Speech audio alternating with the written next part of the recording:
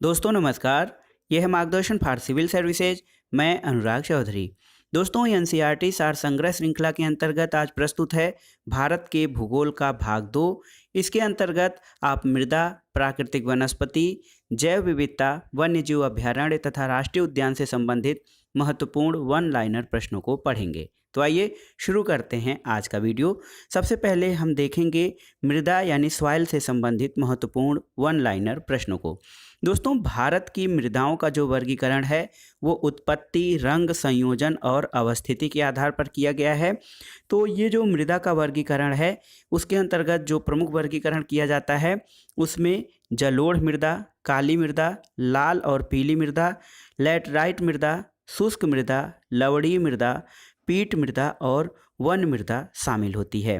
दोस्तों मृदा शब्द की उत्पत्ति लैटिन भाषा के शब्द सोलम से हुई है। इसका शाब्दिक अर्थ होता है फर्श यानी कि फ्लोर। तो याद रखिएगा सॉइल जिसका अर्थ मृदा होता है, इसकी उत्पत्ति लैटिन भाषा के सोलम शब्द से हुई है। भारत के सर्वाधिक क्षेत्र में कौन सी मृदा पाई जाती है? तो ये जलोढ़ या कछारी मृदा सर्वाधिक क्षेत्र पर विस्तृत है। रेगुर मृदा को किस नाम से जाना जाता है? तो काली मृदा को रेगुर मृदा के नाम से जाना जाता है। रेगुर मृदा का सर्वाधिक विस्तार किस राज्य में है? तो ये महाराष्ट्र में है। मालवा पठार में किस मृदा की अधिकता है? काली मृदा की अधिकता है मालवा पठार में। दोस्तों काली मृदा को स्वतः जुताई वाली मृदा भी कहा जाता है। ऐसा इसलिए है क्योंकि इसमें सिंचाई की कम आवश्यकता पड़ती है और यह मृदा कपास की खेती के लिए सबसे उपयुक्त मानी जाती है। तो काली या रेगुर मृदा ये कपास की खेती के लिए सर्वाधिक उपयुक्त मानी जाती है। दोस्तों मृदा का जो पीला रंग है वो फेरिक ऑक्साइड के कारण होता है, जबकि लाल रंग लोहे के ऑक्साइड के कारण होता है। तो याद रखिएगा मृदा का पीला और लाल रंग लोहे के ऑक्साइड के कारण होता है। लैटराइट मृदा मुख्यतः किन राज्यों में पाई जाती है? तो केरल, कर्नाटक और महाराष्ट्र में लैटराइट मृदा पाई जाती है। और लोहे की मात्रा अधिक होने के कारण कौन सी मृदा दिनों दिन अनुर्वर या इनफर्टिल होती जा रही है? तो ये लैटराइट मृदा लोहे की मात्रा अधिक होने के कारण दिनों दिन अनुपजाऊ होती जा रही है। मृदा की क्षारीयता को कम करने के लिए मृदा में क्या मिलाया जाता है? तो दोस्तों मृदा की क्षारीयता को कम करने के लिए इसमें जिप्सम का प्रयोग किया जाता है। लैटराइट मृदा भारत में मुख्यतः कहाँ पाई जाती है? तो मालाबार तटीय प्रदेश में लैटराइट मृदा पाई जाती है। सबसे कम जल धारण क्षमता किस मृदा की होती है? तो ये है बलुई दोमट मृदा। इसकी जल धारण क्षमता सबसे कम होती है। पौधों को सबसे अधिक जल किस प्रकार की मृदा से मिलता है? चिकनी मृदा से। और मृदा की उर्वरता बढ़ाने के लिए कौन सी फसलें उगाई जाती हैं? ये हैं दलहनी फसलें जो कि मृदा की उर्वरता बढ़ाने के लिए उगाई जाती हैं। दोस्तों चंबल घाटी जो है इसका निर्माण किस भौगोलिक प्रक्रिया से हुआ है? चंबल घाटी का निर्माण अवनलिका अपरदन या गली इरोजन से हुआ है। चाय बागानों के लिए कौन सी मृदा उपयुक्त है? लैटराइट मृदा। और दोमट मृदा यानी एलुवियल सॉइल में कौन से कण पाए जाते हैं? तो दोमट मृदा में गाद, मृत्तिका और रेत के कणों की प्रधानता होती है। भारत के मृदाओं में किस सूक्ष्म तत्व की सर्वाधिक कमी है? तो ये जिंक तत्व की या जस्ता की कमी पाई जाती है। गंगा के मैदान की पुरानी जलोढ़ मृदा क्या कहलाती है? पुरानी जलोढ़ मृदा जो है बांगर कहलाती है और नई जलोढ़ मृदा उसको खादर कहा जाता है। अम्लीय या एसिडिक मृदा को कृषि योग्य बनाने के लिए किस खनिज का प्रयोग किया जाता है? लाइम या चूने का प्रयोग किया जाता है अम्लीय मृदा को कृषि योग्य बनाने के लिए। भारत में सर्वाधिक क्षारीय मृदा किस राज्य में पाई जाती है? तो उत्तर प्रदेश में सर्वाधिक क्षारीय मृदा पाई जाती है। लवणीय मृदा में नाइट्रोजन और चूने की मात्रा बहुत कम पाई जाती है। तो यदि ये प्रश्न पूछा जाए कि जो लवणीय मृदा है उसमें किन तत्वों की कमी पाई जाती है? तो दोस्तों नाइट्रोजन और चूने की अल्पता या कमी पाई जाती है। जैव मृदा या ऑर्गेनिक सॉइल का रंग नीला क्यों होता है? अम्लीय और फेरस आयरन के कारण जैव मृदा का रंग नीला होता है। पश्चिमी राजस्थान की मृदा में किस खनिज की अधिकता पाई जाती है? कैल्शियम की। मरुस्थलीय मृदा में किस पोषक तत्व का अभाव पाया जाता है? तो मरुस्थलीय मृदा में नाइट्रोजन का अभाव पाया जाता है। मृदा अपरदन को किस प्रकार रोका जा सकता है? तो सबसे महत्वपूर्ण जो तरीका है मृदा अपरदन को रोकने का वो है वनारोपण। पीएच मान पावर ऑफ हाइड्रोजन के अनुसार मृदा की प्रकृति किस प्रकार होती है? दोस्तों, जिस मृदा का पीएच मान 1 से 6 होता है उसे अम्लीय मृदा कहा जाता है। 7 पीएच मान वाले मृदा को उदासीन या न्यूट्रल सॉइल कहा जाता है और 8 से 14 पीएच मान वाली मृदा को क्षारीय या एल्केलाइन सॉइल कहा जाता है। लाल और पीली मृदा अम्लीय प्रकृति की होती है, जिसमें नाइट्रोजन, फास्फोरस और जैव पदार्थ यानी ह्यूमस की कमी होती है। प्राकृतिक वनस्पति यानी नेचुरल वेजिटेशन से संबंधित महत्वपूर्ण प्रश्न देखते हैं। तो दोस्तों, समूह 1 से लेकर समूह 16 तक कुल युग्म होते हैं और विभिन्न प्रकार के वन समूहों का वनावरण देखा जाए प्रतिशतता के आधार पर। तो जो समूह 1 है उष्णकटिबंधीय आर्द्र सदाबहार वन है, इनका प्रतिशत 2.92 है। समूह 2 में उष्णकटिबंधीय अर्ध सदाबहार वन पाए जाते हैं जो कि 13.79% क्षेत्र पर फैले हुए हैं। समूह 3 में उष्णकटिबंधीय जो है नम पर्णपाती वन पाए जाते हैं, 19.73% पर इसका विस्तार है। समूह 4 में तटीय और दलदली वन यानी लिटोरल एंड स्वैम्प फॉरेस्ट पाए जाते हैं, 0.69% क्षेत्र पर विस्तार है। समूह 5 में उष्णकटिबंधीय शुष्क पर्णपाती वन, ये सर्वाधिक बड़े क्षेत्र पर विस्तृत हैं, तो याद रखिएगा उष्णकटिबंधीय शुष्क पर्णपाती वन जो हैं 41.87% पर इनका फैलाव पाया जाता है। समूह 6 में उष्णकटिबंधीय कांटेदार वन है 2.25% पर। समूह 7 में उष्णकटिबंधीय शुष्क सदाबहार वन है 0.13%। समूह 8 जो है वो उपोष्णकटिबंधीय चौड़ी पत्ती युक्त पर्वतीय वनों से संबंधित है, इनका विस्तार 2.69% है। और उपोष्णकटिबंधीय कोटधारी वन जो हैं ये 2.69% इनका विस्तार है। समूह 10 में उष्णकटिबंधीय शुष्क सदाबहार वन है 0.03% क्षेत्रफल पर और माउंटेन आर्द्र समशीतोष्ण वन जो हैं वो 0.69% तथा हिमालयी समशीतोष्ण वन जो हैं 4.12%। हिमालयी शुष्क समशीतोष्ण वन जो हैं 0.84% और समूह 14, 15 और 16 में उप अल्पाइन और अल्पाइन वन पाए जाते हैं जो कि 2.55 क्षेत्रफल पर विस्तृत हैं। दोस्तों, सबसे कम जो वनों का विस्तार है वो देखिए, जो सबसे कम वन विस्तार है वो है समूह 10 उपोष्णकटिबंधीय शुष्क सदाबहार वन 0.03 क्षेत्रफल और सर्वाधिक जो है समूह 5 के वनों का विस्तार है उष्णकटिबंधीय शुष्क पर्णपाती वन 41.87% पर। भारत के सर्वाधिक बृहद क्षेत्र में किस प्रकार के वन पाए जाते हैं? तो उष्णकटिबंधीय शुष्क पर्णपाती वन। उष्णकटिबंधीय सदाबहार वन क्षेत्र में औसत वर्षा कितनी होती है? 200 सेंटीमीटर। और भारतीय वनस्पति सर्वेक्षण यानी बॉटेनिकल सर्वे ऑफ इंडिया का संस्थापक सर जॉर्ज किंग थे और इसकी स्थापना 13 फरवरी 1890 को हुई थी। भारत में सिनकोना वृक्ष कहाँ पाया जाता है? दार्जिलिंग में। दार्जिलिंग याद रखिएगा पश्चिम बंगाल में स्थित है। कत्था बनाने के लिए किस वृक्ष की लकड़ी का प्रयोग किया जाता है? खैर वृक्ष की लकड़ी का। और सामाजिक वानिकी में प्रयुक्त बहुउद्देशीय वृक्ष का उदाहरण कौन है? खेजड़ी या खेजड़ी को सामाजिक वानिकी के अंतर्गत बहुउद्देशीय वृक्ष कहा जाता है। भारत में वन संरक्षण अधिनियम या फॉरेस्ट कंजर्वेशन एक्ट किस वर्ष पारित किया गया था? 1980 में। सागौन और साल, सागौन जो टीक ट्री होता है और साल का मीनिंग साल है, उसके वृक्ष किस प्रकार के वनों में पाए जाते हैं? तो सागौन और साल उष्णकटिबंधीय आर्द्र पर्णपाती वनों में पाए जाते हैं। पश्चिमी हिमालय की शीतोष्ण पेटी में देवदार वृक्षों का बाहुल्य पाया जाता है, तो याद रखिएगा देवदार वृक्षों का बाहुल्य पश्चिमी घाट की शीतोष्ण पेटी में पाया जाता है। बांस यानी बैम्बू की कौन सी प्रजाति छत्तीसगढ़ में सर्वाधिक पाई जाती है? ये है लाठी बांस। अगला प्रश्न है, लंबी जड़ों और नुकीले कांटों अथवा सूल युक्त झाड़ियों और लघु वृक्षों वाले वन सामान्यतः कहाँ पाए जाते हैं? राजस्थान में।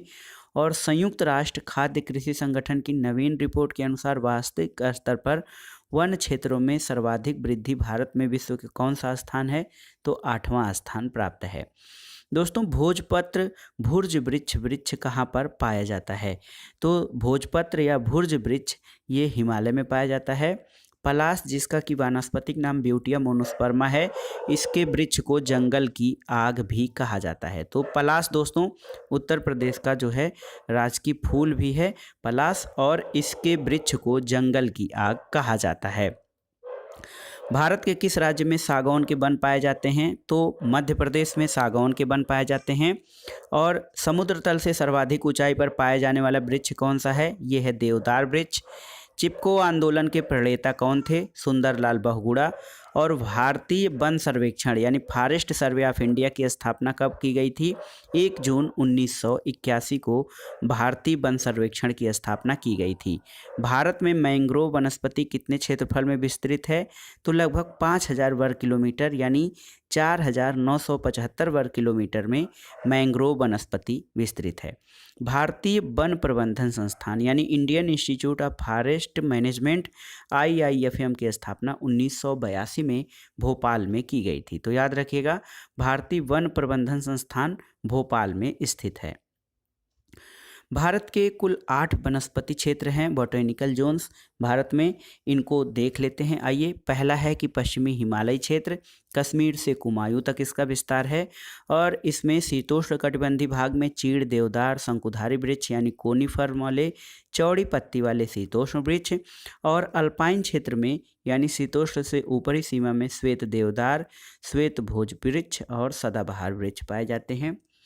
दूसरा क्षेत्र है पूर्वी हिमालयी क्षेत्र, जिसका विस्तार सिक्किम से दार्जिलिंग तक है। इसमें शीतोष्ण क्षेत्र में ओक, जायफल, द्विफल और बड़े फूलों वाले सदाबहार वृक्ष और छोटी बेंत के जंगल पाए जाते हैं। तीसरा क्षेत्र है भारत का तीसरा वनस्पतिक क्षेत्र असम क्षेत्र है, जिसमें ब्रह्मपुत्र और सुरमा घाटियां हैं। इनमें सदाबहार वन और बीच बीच में घने बांसों की लंबे घासों के झुरमुट पाए जाते हैं। सिंधु का मैदानी क्षेत्र जो है, इसका विस्तार पंजाब, पश्चिमी राजस्थान और उत्तरी गुजरात के मैदान हैं। यह क्षेत्र जो है शुष्क और गर्म है, इसमें कटीले वन और झाड़ियाँ मिलती हैं।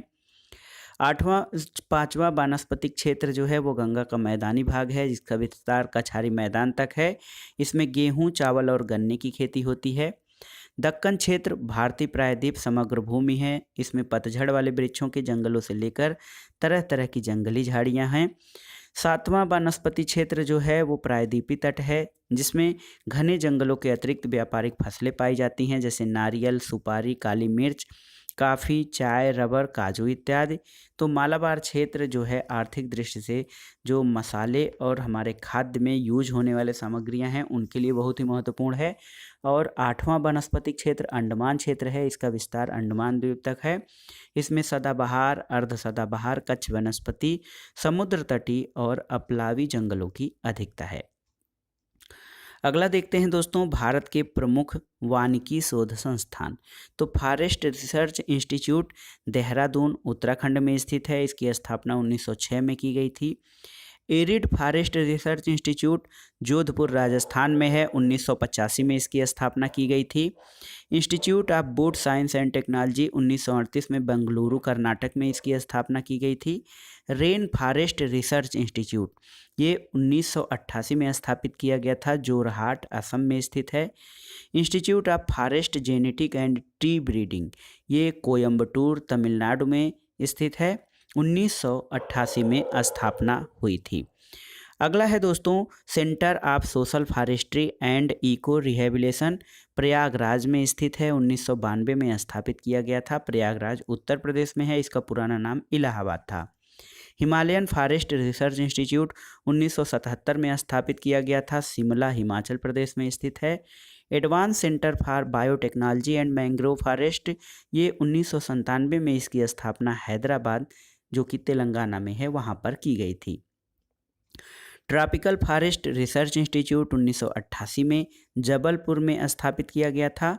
और institute of forestry research and human resource development Chhindwara Madhya Pradesh में स्थित है, जो 1995 में स्थापित किया गया था। इसके अलावा दोस्तों, इंस्टीट्यूट ऑफ फॉरेस्ट प्रोडक्टिविटी 1993 में इसकी स्थापना रांची में की गई थी, जो झारखंड राज्य में स्थित है। और Indian plywood industry research and training institute 1962 में इसकी स्थापना बेंगलुरु कर्नाटक में की गई थी। और Indian institute of forest management आपने पढ़ा, भोपाल में स्थित है, भोपाल मध्य प्रदेश में। 1982 में इसकी स्थापना की गई थी।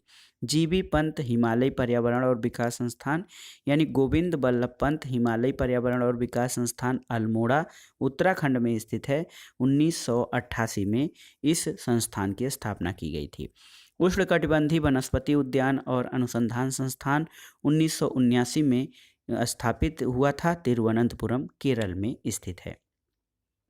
दोस्तों, वृक्षों को बचाने के लिए एक चिपको आंदोलन चलाया गया था। इसकी शुरुआत उत्तराखंड के टिहरी गढ़वाल जनपद से की गई थी। अब आइए देखते हैं दोस्तों, परीक्षाओं की दृष्टि से अत्यंत ही महत्वपूर्ण अध्याय जो है जैव विविधता यानी बायोडाइवर्सिटी। इसमें हम जो है चित्र के माध्यम से या मानचित्र के माध्यम से भारत के प्रमुख राष्ट्रीय उद्यानों के संबंध में पढ़ेंगे। तो ऊपर से देखते हैं, लद्दाख में एक है, लद्दाख हमारा केंद्र शासित प्रदेश है, इसमें एक राष्ट्रीय उद्यान है, हेमिस राष्ट्रीय उद्यान। जम्मू कश्मीर में 3 राष्ट्रीय उद्यान हैं, सिटी फॉरेस्ट या सलीम अली नेशनल पार्क, दाचीगाम और किश्तवाड़। इसके अलावा देखिए, हिमाचल प्रदेश में 5 राष्ट्रीय उद्यान हैं, बृहद हिमालय, इंदर किला, खीरगंगा, पिन वैली और सिम्बालभारा। तो ये हिमाचल प्रदेश के 5 राष्ट्रीय उद्यान। उत्तराखंड राज्य में 6 राष्ट्रीय उद्यान हैं, जिम कार्बेट, गंगोत्री, गोविंद पशु विहार, नंदा देवी नेशनल पार्क, राजाजी और फूलों की घाटी। ये देखिए दोस्तों, हरियाणा में 2 हैं, कालेश्वर और सुल्तानपुर नेशनल पार्क। इसके अलावा राजस्थान में 5 नेशनल पार्क हैं, Mukundra hills desert national park, Keoladeo Ghana पक्षी विहार और रणथंभौर तथा सरिस्का। उत्तर प्रदेश में केवल एक नेशनल पार्क है, दुधवा नेशनल पार्क, जो लखीमपुर खीरी जिले में स्थित है। बिहार में एक नेशनल पार्क है, वाल्मीकि नेशनल पार्क। सिक्किम में एक कंचनजंगा नेशनल पार्क है। मेघालय में आपके 2 हैं, बालपक्रम और नोक्रेक रिज। अरुणाचल प्रदेश में 2 नेशनल पार्क, माउलिंग और नामदफा। असम में 5 हैं, डिब्रू सैखोवा, काजीरंगा, मानस, नामेरी और ओरांग। नागालैंड में 1 national park, Intanki national park. Manipur में काबुल लामजाओ और सिरोही राष्ट्रीय उद्यान। मिजोरम में मुरलेन राष्ट्रीय उद्यान और पवंग फुई नीला पर्वत। पश्चिम बंगाल में आपके 6 नेशनल पार्क स्थित हैं, बुक्सा, गोरुमारा, नोएरा बोयली और सिंगालीला सुंदरबन तथा जल्दापारा। उड़ीसा में, झारखंड में दोस्तों आपका एक बेतला राष्ट्रीय उद्यान। उड़ीसा में 2 हैं, भितरकनिका और सिमलीपाल। छत्तीसगढ़ में इंद्रावती या कुटरू राष्ट्रीय उद्यान, कांगेर घाटी और गुरु घासीदास, संजय गांधी राष्ट्रीय उद्यान। दोस्तों ये देखिए, महाराष्ट्र में जो हैं, महाराष्ट्र में आपके 6 राष्ट्रीय उद्यान हैं, चांदोली राष्ट्रीय उद्यान, गोगामल राष्ट्रीय उद्यान, नावेगांव पेंच, संजय गांधी टडोबा यानी बोरीवली राष्ट्रीय उद्यान। इसके अलावा मध्य प्रदेश में सर्वाधिक राष्ट्रीय उद्यान हैं, बांधवगढ़, फासिल, कान्हा, माधव और पन्ना, संजय गांधी, सतपुड़ा वन विहार, डायनासोर और कूनो नेशनल पार्क। तो सबसे अधिक नेशनल पार्क मध्य प्रदेश में स्थित हैं। ये देखिए दोस्तों, महाराष्ट्र में आपने देख लिया कि 6 नेशनल पार्क हैं। गोवा में एक महावीर या मोलम नेशनल पार्क है। गुजरात में जो है 4 नेशनल पार्क हैं, बंसदा, ब्लैकबक, गिर, मैरीन यानी कच्छ की खाड़ी। इसके अलावा तेलंगाना में 3 हैं, कोसु ब्रह्मानंद रेड्डी, महावीर हरिना वंशस्थली और मृगावती। आंध्र प्रदेश में 3 नेशनल पार्क हैं, पापीकोंडा, राजीव गांधी और श्री वेंकटेश्वर। कर्नाटक में 5 नेशनल पार्क हैं आपके, Anshi national park, Bandipur sanctuary, Bannerghatta, Kudremukh और राजीव गांधी यानी नागरहोल नेशनल पार्क। केरल में 6 नेशनल पार्क हैं, अनाईमुड़ी, इराविकुलम, मथिकतल 16, पराम्बिकुलम 16, पेरियार और साइलेंट वैली। साइलेंट वैली बहुत ही बार परीक्षाओं में पूछा गया है। तमिलनाडु में 5 नेशनल पार्क हैं, गिंडी, मन्नार मैरीन, इंदिरा गांधी, मुदुमलाई और मुकुर्ती नेशनल पार्क। इसके अलावा देखिए दोस्तों, अंडमान और निकोबार द्वीप समूह में Campbell, गालाथिया, Mahatma Gandhi marine national park, मध्य बटन द्वीप, माउंट हैरियट, उत्तरी बटन द्वीप, झांसी रानी मैरीन, सैडल पीक और साउथ बटन द्वीप यानी 8 नेशनल पार्क। अंडमान निकोबार में कुल 9 नेशनल पार्क स्थित हैं। दोस्तों ये था लिस्ट मानचित्र के अनुसार नेशनल पार्कों का। दोस्तों, विलुप्त हो रहे जीवों और पेड़ पौधों के जीनों के संरक्षण के लिए नॉर्वे द्वारा अंतर्राष्ट्रीय जीन बैंक की स्थापना की जा रही है। तो ऐसे जीव जंतु और पेड़ पौधे जो विलुप्त हो रहे हैं, उनके संरक्षण के लिए नॉर्वे स्कैंडिनेवियन देश है, उसके द्वारा एक अंतर्राष्ट्रीय जीन बैंक की स्थापना की जा रही है। भारत का सबसे बड़ा वानस्पतिक उद्यान यानी बॉटनिकल गार्डन कहाँ है? ये कोलकाता में है। काजीरंगा राष्ट्रीय उद्यान असम में है। ये किसके लिए प्रसिद्ध है? एक सींग वाले गैंडे के लिए। महात्मा गांधी मरीन राष्ट्रीय उद्यान किस राज्य में है? अंडमान और निकोबार द्वीप समूह में। जीवाश्म यानी फॉसिल नेशनल पार्क, ये मांडला मध्य प्रदेश में है। कान्हा राष्ट्रीय उद्यान मध्य प्रदेश में, ये रॉयल बंगाल टाइगर के लिए प्रसिद्ध है। वर्ष 1974 में स्थापित नामदफा राष्ट्रीय उद्यान अरुणाचल प्रदेश में है। बांदीपुर राष्ट्रीय उद्यान कर्नाटक, ये कब स्थापित किया गया था? 1974 में। नागरहोल राष्ट्रीय उद्यान, ये कर्नाटक का परिवर्तित नाम क्या है? राजीव गांधी राष्ट्रीय उद्यान। नोक्रेक जयमंडली क्षेत्र मेघालय में स्थित है। भारत का प्रथम राष्ट्रीय उद्यान कौन था? तो दोस्तों, ये Jim Corbett national park Bharat का प्रथम राष्ट्रीय उद्यान था। रणथंभौर वन्य विहार किस राज्य में स्थित है? राजस्थान में स्थित है। अब आइए देखते हैं प्रमुख वन्य जीव अभ्यारण्य यानी wild life sanctuaries. Andhra Pradesh में कोरिंगा, कोल्लेरू, पोलिकट, नागार्जुन सागर और श्रीशैलम तथा प्राणहिता वन्य जीव अभ्यारण्य हैं। तेलंगाना में नागार्जुन सागर, श्रीशैलम, प्राणहिता और किन्नेर सानी। बिहार में देखिए जो वन्य जीव अभ्यारण्य है दोस्तों, बरेला झील, जुजबा सहनी पक्षी विहार, भीम बांध, गौतम बुद्ध, कांवर झील, कैमूर, वाल्मीकि तथा विक्रमशिला और गंगा डॉल्फिन। चंडीगढ़ में सुखना झील वन्य जीव अभ्यारण्य है। और देखिए ये जो छत्तीसगढ़ है, यहाँ पर अचानक मार और सीता नदी वाइल्ड लाइफ सेंचुरीज हैं। गोवा में भगवान महावीर, जिसका नाम मोल्लेम वाइल्ड लाइफ सेंचुरीज है। और गुजरात में ग्रेट इंडियन बस्टर्ड, गिर, कच्छ की खाड़ी, नल सरोवर, नारायण सरोवर, पूर्णा और जंगली गधा के लिए संरक्षण के लिए वाइल्ड लाइफ सेंचुरीज बनाए गए हैं। हिमाचल प्रदेश में चंद्रताल, पोंग डैम झील और रेणुका। जम्मू कश्मीर में चांगथाल झील, शीत मरुस्थल, होकेरसल और सोरेनसर मानसर। झारखंड में डालमा, गौतम बुद्ध, हजारीबाग, पारसनाथ, पलामू और तोपचंची तथा कर्नाटक में डांडेली, घाटप्रभा, चिंचोली और तालकावेरी। केरल में थडिक्कड़, इडुक्की, नेय्यार, पराम्बिकुलम, मालाबार, पेरियार, वायनाड और कुमारकाम वाइल्ड लाइफ सेंचुरीज। और देखिए मध्य प्रदेश में जो है बोरी, गांधी सागर, राष्ट्रीय चंबल, पन्ना, तातापानी, सोन और घड़ियाल। महाराष्ट्र में फणसाड़, बोर, कलसूबाई, हरिश्चंद्र घाट, मेल घाट, नगजीरा पक्षी, पेनगंगा, उमरेद, करहांडला जो हैं वाइल्ड लाइफ सेंचुरीज। उड़ीसा में भितरकनिका, चिल्का, गाहिर माथा, नंदनकानन, सतकोसिया गार्ज, सिमलीपाल ये स्थित हैं। पंजाब में हरिके झील है। राजस्थान में माउंट आबू, सरिस्का, जवाहर सागर, राष्ट्रीय चंबल और वन विहार स्थित हैं। तमिलनाडु में जो वाइल्ड लाइफ सेंचुरीज हैं वो उसमें कोडई कनाल, नेल्लई, पॉइंट कैलिमर, पुलिकट झील, सत्यमंगलम, कल्लकड़, गांधी सागर, इंदिरा गांधी तथा वेदाथंगल वाइल्ड लाइफ सेंचुरीज हैं। उत्तर प्रदेश में बखिरा, कैमूर, महावीर स्वामी, राष्ट्रीय चंबल, ओखला पक्षी विहार तथा पटना पक्षी विहार स्थित हैं। दिल्ली में Asola Bhatti, Indira Priyadarshini wildlife sanctuaries. Arunachal Pradesh में पखुई, सेसा और आर्किड। असम में दीपोर बिल, पूर्वी कार्बी आंगलांग और लोअर मिजोरम में डम्फा और थोरांटलाग। सिक्किम में किताम और पंगोलखा। त्रिपुरा में गुमटी और सिपाहीजाला। नागालैंड में फाकिम वाइल्ड लाइफ सेंचुरीज और उत्तराखंड में केदारनाथ वाइल्ड लाइफ सेंचुरीज स्थित है। दोस्तों, भारत का प्रथम गिद्ध प्रजनन केंद्र विलुप्त हो रहे गिद्धों के संरक्षण और बचाव के लिए पिंजौर हरियाणा में स्थापित किया गया है, जबकि दूसरा राजभटखावा पश्चिम बंगाल में स्थित है। तो भारत में गिद्ध प्रजनन केंद्र पिंजौर हरियाणा और राजभटखावा पश्चिम बंगाल में स्थित हैं। सिमलीपाल वन्यजीव अभ्यारण्य उड़ीसा राज्य के किस जिले में है? ये मयूरभंज जिले में। भरतपुर पक्षी विहार राजस्थान में भारत में साइबेरियन सारस के लिए प्रसिद्ध है। इसे केवला देव घाना पक्षी विहार के नाम से भी जाना जाता है। संयुक्त राष्ट्र संघ द्वारा जैव विविधता दशक किसे घोषित किया गया? 2011 से 2020 को।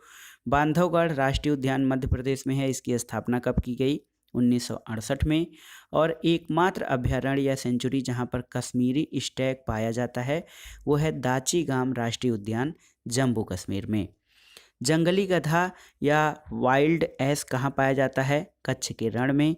शेर की पूंछ वाला मकाऊ मुख्यतः कहाँ पाया जाता है? ये साइलेंट वैली राष्ट्रीय उद्यान केरल में पाया जाता है। मुदुमलाई पशु विहार किन दो राज्यों की सीमा पर है? कर्नाटक और केरल। दोस्तों केरल में पेरियार राष्ट्रीय उद्यान है जो कि हाथी अभयारण्य और बाघ अभयारण्य के लिए जाना जाता है। मानस वन्यजीव विहार कहाँ पर स्थित है? तो काजीरंगा और मानस जो हैं ये असम में स्थित हैं। विश्व का एकमात्र तैरता हुआ राष्ट्रीय उद्यान यानी फ्लोटिंग नेशनल पार्क कौन सा है? केबुल लामजाओ मणिपुर में स्थित है। अब आइए देखते हैं महत्वपूर्ण पर्यावरणीय दिवस। राष्ट्रीय विज्ञान दिवस 28 फरवरी, विश्व वानिकी दिवस 21 मार्च को, विश्व जल दिवस 22 मार्च को, विश्व मौसम विज्ञान दिवस 23 मार्च को, अर्थ आवर दिवस मार्च के अंतिम शनिवार को मनाया जाता है। विश्व स्वास्थ्य दिवस 7 अप्रैल को, पृथ्वी दिवस प्रतिवर्ष 22 अप्रैल को और विश्व जैव विविधता दिवस 22 मई को। पृथ्वी दिवस 22 अप्रैल, विश्व जैव विविधता दिवस यानी बायोडाइवर्सिटी डे 22 मई को, तंबाकू मुक्ति दिवस 31 मई को और विश्व पर्यावरण दिवस 5 जून को मनाया जाता है। विश्व जनसंख्या दिवस दोस्तों 11 जुलाई को, विश्व बाघ दिवस 29 जुलाई, विश्व ओजोन दिवस तो ओजोन संरक्षण दिवस 16 सितंबर को, विश्व गैंडा दिवस 22 सितंबर, विश्व खाद्य दिवस 16 अक्टूबर को, संयुक्त राष्ट्र दिवस 24 अक्टूबर 1945 को इसकी स्थापना हुई थी। विश्व पर्यावरण संरक्षण दिवस 25 नवंबर, याद रखिएगा 25 नवंबर विश्व पर्यावरण संरक्षण दिवस। मानवाधिकार दिवस 10 दिसंबर और राष्ट्रीय प्रदूषण रोकथाम दिवस 2 दिसंबर को तथा राष्ट्रीय ऊर्जा संरक्षण दिवस 14 दिसंबर को मनाया जाता है। दोस्तों गर्म पानी अभयारण्य किस राज्य में स्थित है? तो ये असम में स्थित है। क्वागा किस पशु की विलुप्त प्रजाति है? जेबरा की। और डॉक्टर सलीम अली को बर्डमैन ऑफ इंडिया यानी भारतीय पक्षी विज्ञानी के रूप में प्रसिद्धि प्राप्त है। कंचनजंगा राष्ट्रीय उद्यान राष्ट्रीय पार्क जो कि सिक्किम में स्थित है, ये किस वर्ष स्थापित हुआ था? 1977 में। और गिर वन किस राज्य में स्थित है? दोस्तों गिर वन जो है वो एशियाटिक लायंस के लिए प्राकृतिक पर्यावास या नेचुरल हैबिटेट है जो कि गुजरात राज्य में स्थित है। भारतीय प्राणी सर्वेक्षण का मुख्यालय कहाँ पर है? तो ये कोलकाता में स्थित है, जूलॉजिकल सर्वे ऑफ इंडिया का मुख्यालय। हिम तेंदुआ या स्नो लेपर्ड भारत में कहाँ पाया जाता है? दोस्तों ये सिक्किम में है। सारस किस राज्य का राजकीय पक्षी है? उत्तर प्रदेश का। नल सरोवर पक्षी विहार किस राज्य में है? ये गुजरात में है। और यूनेस्को द्वारा भारत के कितने जैवमंडल आरक्षित क्षेत्रों को मान्यता प्रदान की गई है? तो ये कुल 11 क्षेत्र हैं। दोस्तों गुजरात के कच्छ के रण में स्थित एशिया के सबसे बड़े घास के मैदान को किस नाम से जाना जाता है? बन्नी घास भूमि या बन्नी ग्रासलैंड। भारत में जैवमंडल आरक्षित क्षेत्रों की संख्या कितनी है? दोस्तों यूनेस्को द्वारा जो भारत में जैवमंडल आरक्षित क्षेत्रों को मान्यता दी गई है वो 11 हैं, जबकि भारत में जैवमंडल आरक्षित क्षेत्र यानी बायोस्फीयर रिजर्व की संख्या 18 है। राष्ट्रीय बाघ संरक्षण प्राधिकरण नेशनल टाइगर कंजर्वेशन अथॉरिटी जो है इसकी स्थापना 1973 में हुई थी और इसका उद्देश्य बाघों का सर्वांगीण संरक्षण करना था। यहाँ पर देखिए भारत के 18 जैवमंडलीय आरक्षित क्षेत्र या बायोस्फीयर रिजर्व जो हैं वो उनकी स्थापना वर्ष, नाम और किस राज्य में स्थित हैं उनके बारे में दिया गया है। नीलगिरी 1986 में इसकी स्थापना हुई थी, तमिलनाडु, केरल और कर्नाटक राज्य में है। दूसरा है नंदा देवी जो 1988 में स्थापित किया गया था, उत्तराखंड में है।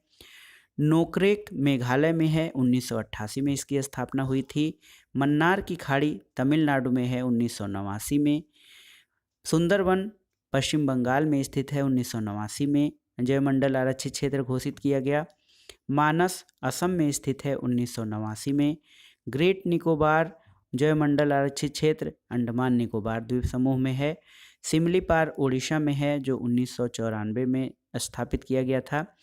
डिब्रू सैखोवा बायोस्फीयर रिजर्व 1997 में इसको मान्यता दी गई, असम में स्थित है।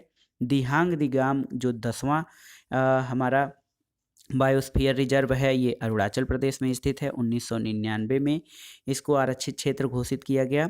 पंचमढ़ी मध्य प्रदेश में है। 1999 में जयमंडली आरक्षित क्षेत्र घोषित किया गया। कंचनजंगा जयमंडल आरक्षित क्षेत्र सिक्किम में है। सन 2000 में इसको मान्यता दी गई। अगस्त्य मलाई जो है तमिलनाडु और केरल राज्य में विस्तृत है। 2001 में इसको बायोस्फीयर रिजर्व घोषित किया गया। अचानक मार अमरकंटक मध्य प्रदेश छत्तीसगढ़ में स्थित है। 2005 में मान्यता प्राप्त हुआ। कच्छ का रण या ग्रेटर कच्छ का रण 2008 में ये गुजरात राज्य में स्थित है। Cold desert biosphere reserve Himachal Pradesh में स्थित है। 2009 में इसकी स्थापना की गई और शेषाचलम पहाड़ी 2010 में ये आंध्र प्रदेश राज्य में स्थित है। इसके अलावा पन्ना बायोस्फीयर रिजर्व 2011 में स्थापित किया गया, ये मध्य प्रदेश में स्थित है। अगला प्रश्न है दोस्तों, जयमंडल आरक्षित क्षेत्र नंदा देवी किस राज्य में स्थित है? ये उत्तराखंड में है। और भारत के किस राज्य या केंद्र शासित प्रदेश में विविध समुद्री पेड़ पौधे तथा जंतुओं को संरक्षित करने के लिए जैव आरक्षित क्षेत्र स्थापित किया गया है? अंडमान निकोबार द्वीप समूह में। वाल्मीकि बाघ आरक्षित क्षेत्र किस राज्य में स्थित है? ये पश्चिम बंगाल में है। और दोस्तों रामसर समझौते या नम भूमि आर्द्र भूमि संरक्षण क्षेत्र के लिए जो रामसर समझौता किया गया था, उसके अंतर्गत भारत के कुल 37 आर्द्र भूमि क्षेत्र हैं। भारत के 37 आर्द्र भूमि क्षेत्रों को आप इस प्रकार से देख सकते हैं दोस्तों।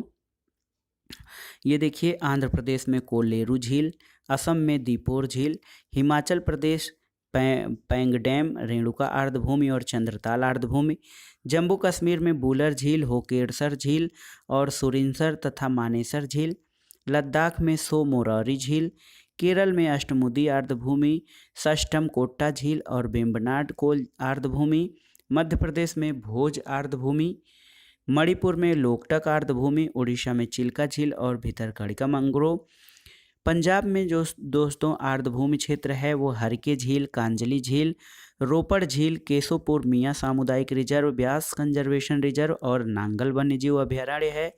राजस्थान में सांभर झील और केवलादेव राष्ट्रीय पार्क के अंतर्गत जो है आर्द्रभूमि क्षेत्र घोषित है।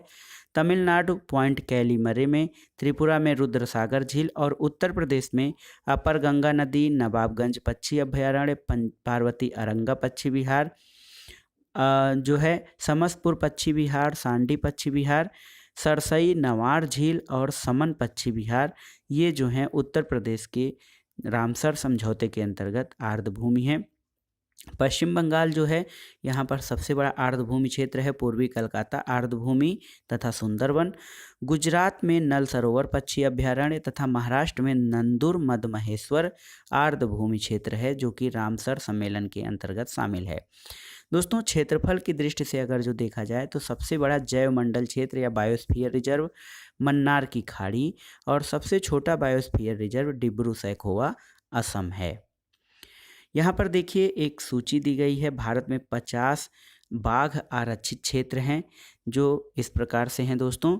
असम में काजीरंगा, मानस, नामेरी और ओरांग। अरुणाचल प्रदेश में नामदफा, पक्के या पखुई तथा कामलांग। आंध्र प्रदेश में याद रखिएगा नागार्जुन सागर और श्रीशैलम। तेलंगाना में कावल, अमराबाद। बिहार में वाल्मीकि। छत्तीसगढ़ में इंद्रावती, अचानकमार और उदंती। झारखंड में पलामू। कर्नाटक में बांदीपुर, नागरहोल, भद्रा, दांदेली, अंसी, बिलीगिरी और रंगनाथ। केरल में पेरियार, परम्बकुलम। मिजोरम में डंपा। मध्य प्रदेश को टाइगर स्टेट भी कहा जाता है। यहाँ पे बाघ आरक्षित क्षेत्र बांधवगढ़, सतपुड़ा, कान्हा, पन्ना, पेंच, संजय तथा दुबरी हैं।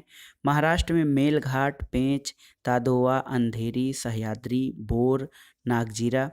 राजस्थान में Ranthambore tiger reserve, Sariska tiger reserve, Mukundra हिल।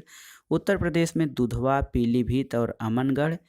तमिलनाडु में जो है कालकड़, मुंदुथेरई, अन्नामलाई, मधुमलाई और सत्यमंगलम। उत्तराखंड में जिम कार्बेट जो कि पहला टाइगर बाघ रिजर्व और दूसरा है राजाजी। पश्चिम बंगाल में बुक्सा और सुंदरबन तथा उड़ीसा में सिमलीपार और सतकोसिया। ये भारत के 5 भारत के 50 यानी 50 बाघ आरक्षित क्षेत्रों की स्थिति थी। अब आइए देखते हैं प्रमुख वन्य जीव संरक्षण परियोजनाएं। बाघ परियोजना याद रखिएगा 1973 में बाघ संरक्षण के लिए चलाई गई। गिद्ध संरक्षण परियोजना 2006 में गिद्धों को विलुप्त होने से बचाने के लिए चलाया गया। गिर सिंह परियोजना 1973 में गिर अभ्यारण्य में गुजरात के सहयोग से। हाथी परियोजना 1992 में झारखंड के सिंहभूम जिले से प्रारंभ की गई थी। कस्तूरी मृग परियोजना देखिए बहुत ही महत्वपूर्ण है, 1970 में कस्तूरी मृग के संरक्षण के लिए।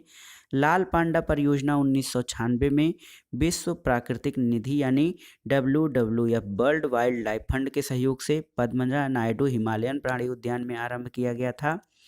थामिन मृग परियोजना 1977 में मणिपुर में पाए जाने वाले थामिन मृगों के लिए संरक्षण के लिए।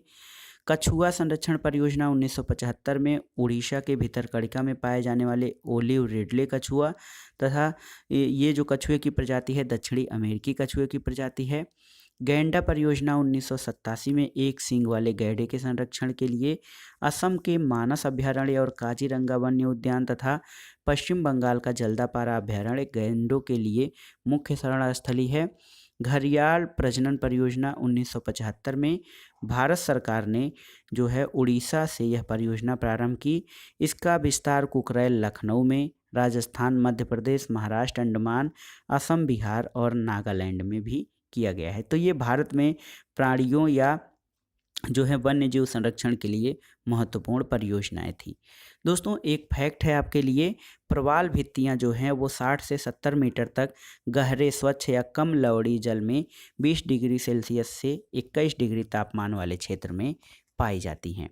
तो ये था आज का वीडियो दोस्तों, NCERT सार संग्रह भारत के भूगोल का भाग 2, जिसमें आपने सामान्य अध्ययन के भूगोल खंड के लिए महत्वपूर्ण मृदा, प्राकृतिक वनस्पति, जैव विविधता, वन्य जीव अभ्यारण्य, राष्ट्रीय उद्यान तथा वन्य जीव संरक्षण से संबंधित महत्वपूर्ण योजना और परियोजनाओं के बारे में पढ़ा।